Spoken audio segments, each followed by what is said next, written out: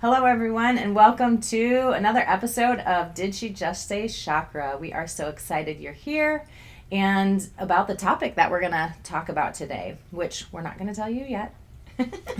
Secrets don't make friends, though.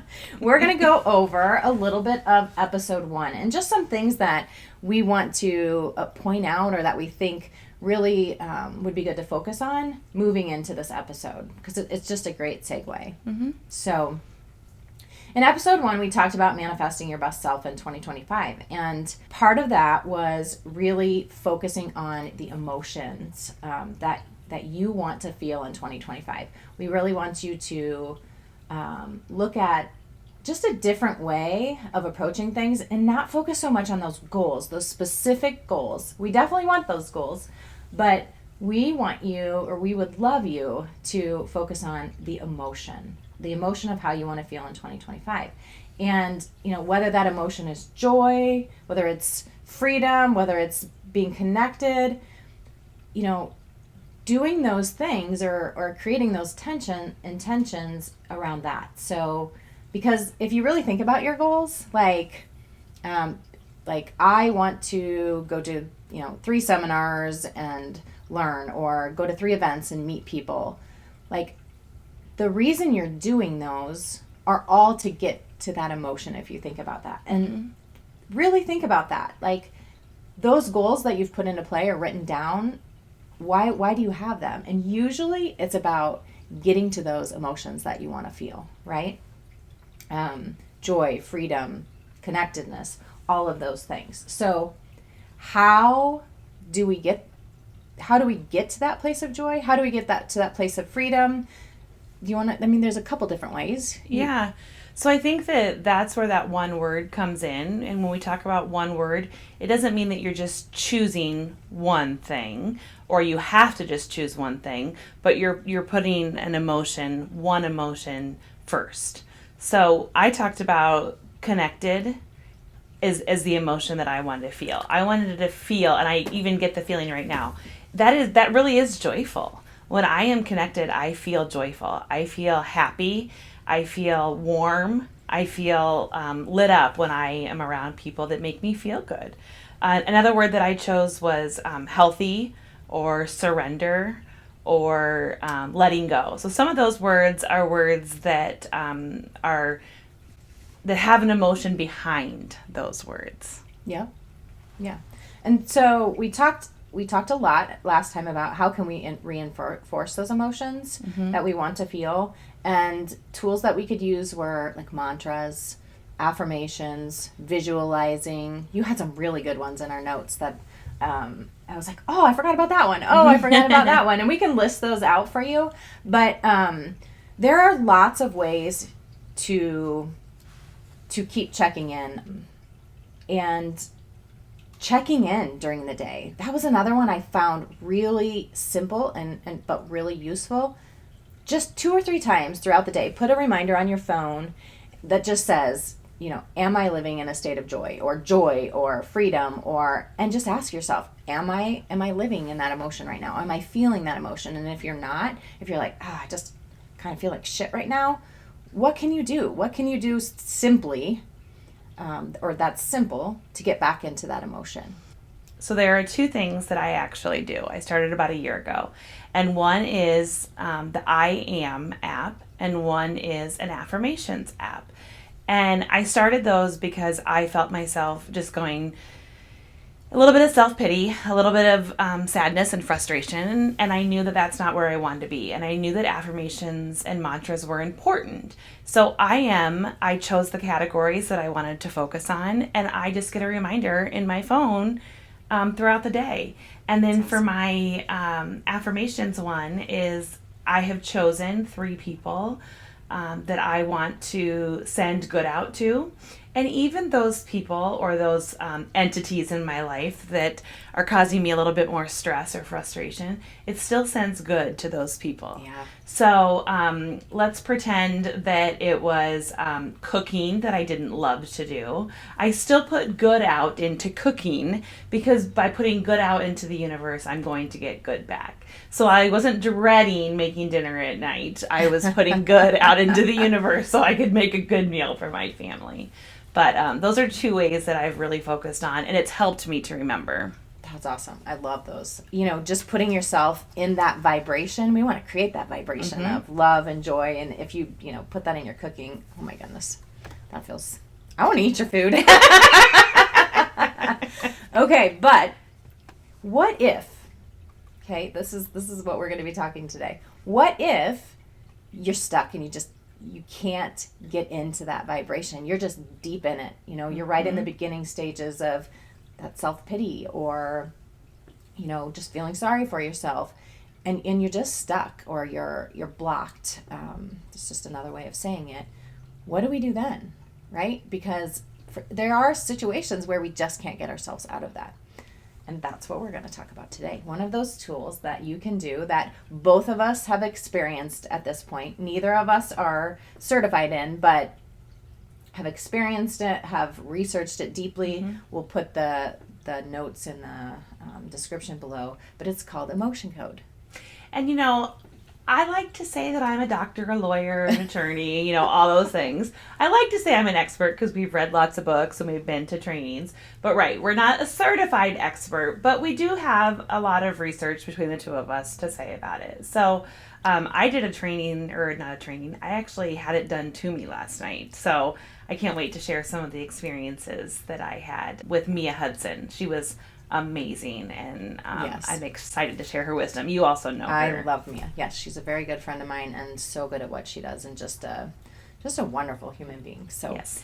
Yeah, emotion code, which is one of the tools or similar, is something that Mia uses, and it is, just to give you kind of a description about it. The author of the emotion code is Dr. Bradley Nelson. He is also a very interesting and wonderful human being, and he has a book out. He has an app. Yes, emotion code. He has an app. He has a website. He has all kinds of tools and certifications if you want to get certified in the emotion code. So we'll put that in the links below. Check that out. But a little bit about emotion code is it's just this non-invasive. It's a simple technique.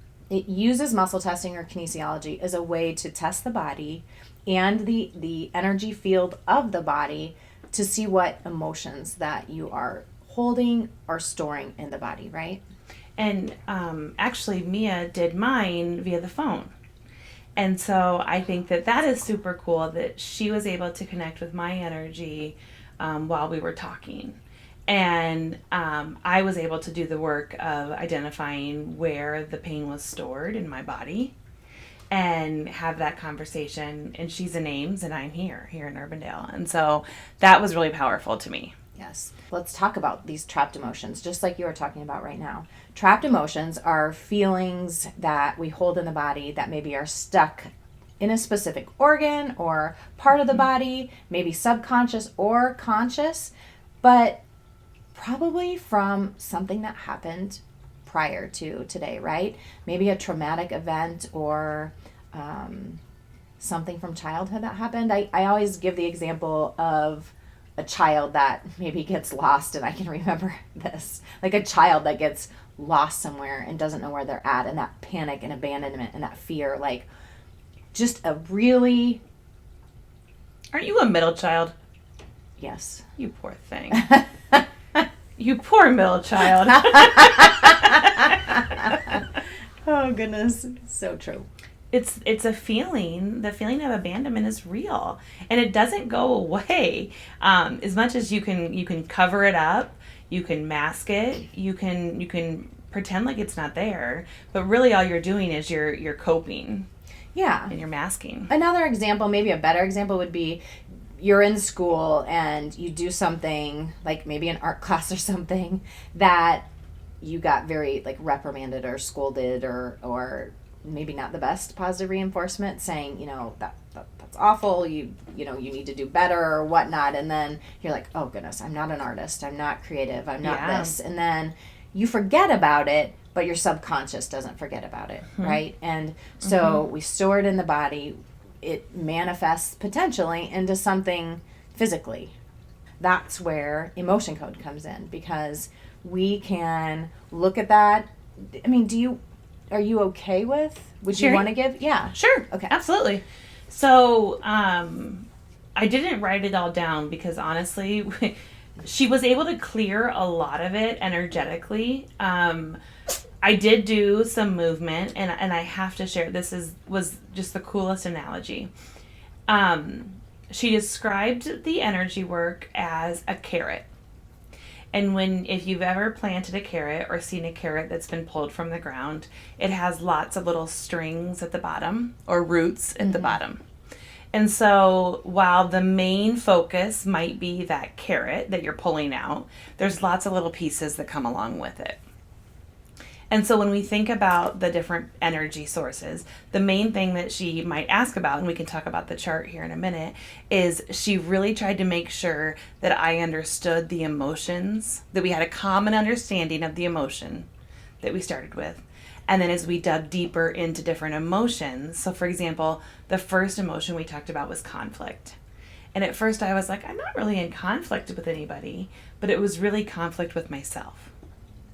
Am I doing the right thing? Am I on the right path? Oh my goodness. And so she was able to clear some negative energy or some energy that doesn't serve me anymore. And then I have to share my favorite part about it. Then we did grief. And I have been grieving. My grandfather passed away in 2019. And here we go. This is why I needed to say this, I guess. But he died in February of 19. And it was super hard for me. I've had a hard time dealing with his death. I miss him like crazy. He's everywhere in my house. But what she said was, one of the pieces that's hardest for me to let go was, I have a hard time with the cold weather. And I thought I loved the cold weather. Oh. But my subconscious relates his death to the cold. Oh my goodness. And so I had to literally shake that off. So it was being stored in a place that I had to let go. I had to do some movement to warm up. So which could be somatic movement, right? Or there are other types of movements just to move it out of the body, to move that energy, that emotion out of the body. Absolutely. And if we think about this in terms of children, you think about a 2-year-old who's having a temper tantrum. She called it like a zebra. And you think about baby gazelles or zebras, they shake it all off and they have a temper tantrum, if you will. And that is an okay response, but we do not give credit to emotions in babies and children the way that we need to. It is okay to have that response if it is taught appropriately and we give words and feelings to how they are feeling. Yeah. It is okay to be mad that you don't get that cookie at the bakery. Or it is okay to be mad that you don't get to go first in line. What is not okay is to hit your partner or to throw something. How we respond. And if we taught babies how to respond, I say babies because anybody younger than me is a baby. But if we taught people how to respond appropriately and in a safe space, then we would be doing a huge service to our friends. So I was able to unlock that grief that I'd been holding for so long and move. I can just so feel that in my heart right now. I bet. It was huge. I warmed up, I let go, and then she told me it's a lot of it's in my jaw. And she's like, when you start to feel that, move your jaw. Move it around. She also gave me some tips for some aroma, some smells and things to also, because scent is a big thing for me. Yeah. Ties to my memory. Yes. So. Me as well. Oh, that's awesome. So recognizing when that pain or that feeling comes up, that this is maybe what it is, moving it a little bit to let it go, and also focusing on the intention of letting it go. Is that right? Yeah. It was so powerful. Love it. Oh, I love her, and I love emotion code. That's so amazing. Yeah. All right. Grief is one of the things or the emotions that you focused on in your session. Do you want to go a little bit deeper into kind of how you feel that grief or how you have felt that grief? Yeah. So I would say that I have been in fight or flight since my concussions have happened. Especially, I know that I've really held tight to a lot of things. Had a lot of PTSD, a lot of trauma. Grief probably hasn't helped it, but yes. A lot of stomach, digestive, like my chest feels like there's like an elephant sitting on it a lot of times. Stomach issues, feeling like super full all the time, like I'm just always holding on to so much. Yeah. I'm carrying the weight of the world. And you can experience different emotions in different ways. And Bradley Nelson gives us a chart just about trapped emotions, different trapped emotions. We'll reference this and I'll put it above. But you feel grief in different ways. Everybody feels different emotions in different ways, but maybe shortness of breath, tightness in your chest, anxiety would be another example of an emotion that, like that we feel, and that may be like your heart racing or can't slow down your breath, feeling like you can't breathe. And so those feelings and that grief or anxiety, those are the emotions that we can get stuck in the body. We can release those through emotion code, through the muscle testing, through intention. And what was this that you just did? So the process of emotion code, or just releasing your emotions in general, a lot of it can be intentions, or we can use a crystal, right? You're the crystal lady. This is actually her crystal. I do love a little sparkle. But we can release that emotion through intention. We can release that emotion through journaling, through movement, through talking to our therapist about that, and a lot of times, keep in mind, like, we're talking about these tools, but the best thing, or one of the best things I do is have a therapist and talk to her about these things that come up with me and these feelings and these emotions. And then I complement those with things such as emotion code and journaling and somatic movement, going to a somatic movement class. But we can actually work on releasing that energy or that energy field with a cool crystal such as this one, which you're going to name because I don't know. Selenite. It's so beautiful. But it is a great crystal that clears. And so the energy of this crystal can help to clear that energy. Talking can help to clear that energy. Journaling can help to clear that energy. And there are so many great benefits of emotion code. I'll let you talk about those. Well, just imagine that you were really full and you felt like you had the weight of the world all over, and then you cleared a crap ton of stress. Literally, I just said that on the camera. But anyway, that's pretty much what it is, right? Is that you are feeling all of this weight that you're carrying, and finally you're being able to let it go. And I think that I will continue to feel these benefits, not just today, but over these next few days as I continue to let go and surrender to the feeling that I don't have to hold on to it anymore.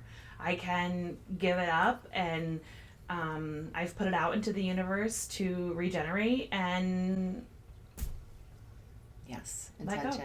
Yep. Yeah, so yes, we can definitely get a lot of different benefits. So reduced anxiety, reduced stress, physical, reducing pain or discomfort, better relationships, clarity, brain fog. You would not imagine the things, like, once you focus on letting go of that pain and having someone assist you with that. I was going to tell her too. So I was going to also say, so we were talking about back pain, and I have had a bulge in my lower back, L5-S1, and honestly I can't remember what specifically she said potentially was being held there, but we did some work. I had a Reiki session yesterday and was fortunate enough to have a motion code. And I had an art therapy session. She had a lot of shit going on yesterday. When she told me, I was like, holy cow, Staci, you're going to like be exhausted when you get home. You're not going to be functional. It was amazing though. I have a generator. I have to do lots of things. You too. It was great. But I was pretty tired. But what I will say is my back does not hurt even one bit today. Now, I'm not going to say that I'm like magically cured or healed, but I do think that intentional work around being specific about letting things go and just focusing on that area, I feel good. I feel better. Movement has been key. I've been working with my somatic therapist, Pam. She's been amazing, and really working on breath and how to do breath appropriately. Those things are key to success. Oh my gosh. So. I totally agree with you, and I have to share, maybe some people won't like it, but I have been starting perimenopause, right? Like, Amen. And like my periods feel like I'm back in junior high. I'd been having like cramps and headaches and whatever, and my acupuncturist said that it was from my liver. I was holding like stuff in my liver, and he was working on clearing that with acupuncture. And he's like, and exercise, like things are pooling in your liver, which is creating, and I'm not going to say it exactly how he said it, but he was like, focus on your liver and get moving. And I am telling you, I only did like a couple weeks of it because my appointment was a couple weeks ago. And this period, ladies, drastically different. Good Just for you. 2 weeks of movement, 2 weeks of eating a little bit better, focusing on my liver. I took LiveCoat. I love herbs and supplements, and just these small things that we're doing, or this input from these practitioners, my acupuncturist, Mia, who does emotion code. There are so many amazing people out there and tools, and it's like one small step, right? We talked about this last week in manifesting. Just make one small change, and that small change is going to make you feel a little bit better, just like today. Yep. It's going to make you feel a little bit better. It's going to make you maybe make one more change down the road, and it becomes this ripple effect. And that doesn't mean that 3 days from now your back isn't going to hurt, right? But that awareness, okay, what do I need to let go of? What do I need to move out of the body? Maybe I just need to move today. Maybe I need rest today. Listen to your body, people. Sometimes we need rest. Yep. And we have it within us to heal. Yes. Mm-hmm. Mic drop. Yep. Well, friends, we wish you the best. We hope you have a wonderful day. Remember, you're the best. Yes. And don't forget, this podcast is new. Anything you can do to support us, hit like, share, subscribe. Share this with someone that you know would or think would find meaning today. I think it's a great message, and it could help someone just start that process or start those small steps to change their life. You want to learn something new? Let us know. We'd love to help you in your journey, just like we're trying to figure out ours. Yeah, perfect. All right. Thanks for watching, everyone.